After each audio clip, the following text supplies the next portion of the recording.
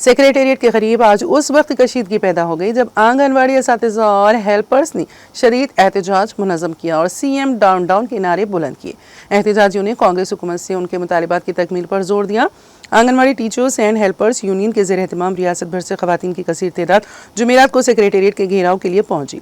वो 15 सितंबर को कोडंगल में चीफ मिनिस्टर ए रेवंत रेड्डी की रिहाइशगाह पर एहतजाज करने के बाद यूनियन की तरफ से ऐलान करदा चलो सेक्रेटेरिएट एहतजाजी प्रोग्राम के तहत यहाँ जमा हुए थे।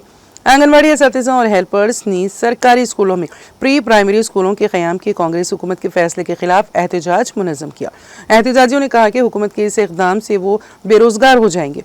आंगनवाड़ी असातिज़ा ने शिकायत की कि रियासती हुकूमत मरकज़ की नई तालीमी पॉलिसी को नाफिज कर रही है, जिसके नतीजे में integrated child development service ICDS scheme को तर्क कर दिया जाएगा और बहुत से लोग बेरोजगार हो जाएंगे। कर्नाटक और आंध्र प्रदेश की हुकूमतें प्री प्राइमरी स्कूल के काम आंगनवाड़ी असातिज़ा को सौंप रही हैं, लेकिन तेलंगाना में कांग्रेस हुकूमत मरकज़ की नई तालीमी पॉलिसी की मुखालिफत नहीं कर रही है।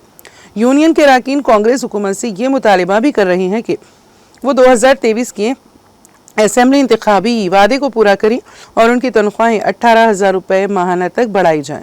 बालिज़ा पुलिस ने असातिज़ा और हेल्पर्स को सेक्रेटेरिएट से RTC बसों में पुलिस स्टेशन मुंतकिल किया।